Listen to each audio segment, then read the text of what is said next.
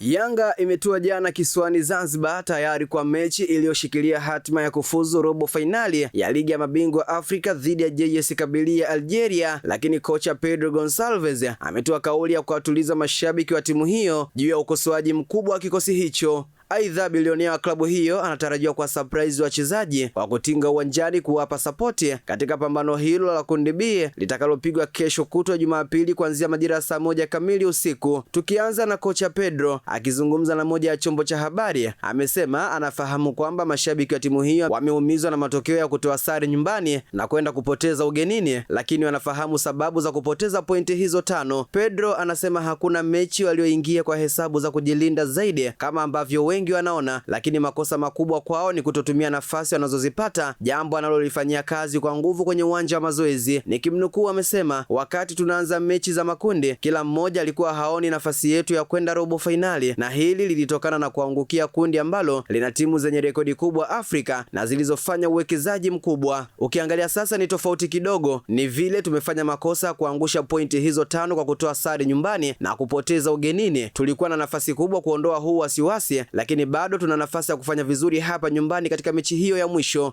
kunukuu. Kocha huyo raia wa Ureno amesema Yanga ina nafasi ya kufanya vizuri dhidi ya Kabylie na kwamba wataingia uwanjani kutafuta ushindi kwa kuhakikisha wanatumia nafasi nyingi ambazo atazitengeneza. Pedro alithibitisha kwamba washambuliaji wa timu hiyo wanapewa mazoezi mengi ya kuwaongezea utulivu ili waweze kufanya kweli kuifungia mabao ya kutosha ili kumaliza kwa kishindo hatua ya makundi. Nikimnukuu, ameendelea kusema, nimeona watu wanasema ni kama tulikuwa tunajilinda sana, lakini tunachukua maoni yao. Ukweli ni kwamba hakuna mchezo tulioingia na hesabu hizo. Tulitaka kushambulia, lakini huwezi kuwa bora kwa mazingira ya mchezo uliopita. Wakati mchezo unaanza tulikuwa vizuri, bahati mbaya hali ilibadilika, tukaanza kucheza na mvua kubwa na upepo mkali unaoambatana na baridi kali. Niliona namna wachezaji walivyosumbuka, haikuwa hadi tuliyoizoea tangu tulipofika pale, iliwasumbua wachezaji. Tunaachana na hilo, tunaangalia mchezo ujao. Tuna nafasi kurekebisha hilo hapa nyumbani, tutakwenda tena kushambulia kwa nguvu ili tupate mabao. Tunafanya kazi kubwa ya kuwapa mazoezi tofauti wachezaji wetu ili waweze kuongeza utulivu wanapofika eneo la mwisho. Tunahitaji mabao, lakini pia tunatakiwa kuwa makini, tusiruhusu bao. Hayo yote yanawezekana. Mwisho kunukuu. Yanga inahitaji ushindi wa tofauti ya mabao mawili huku akiiombea Rabati ifungwe na Al Ahly.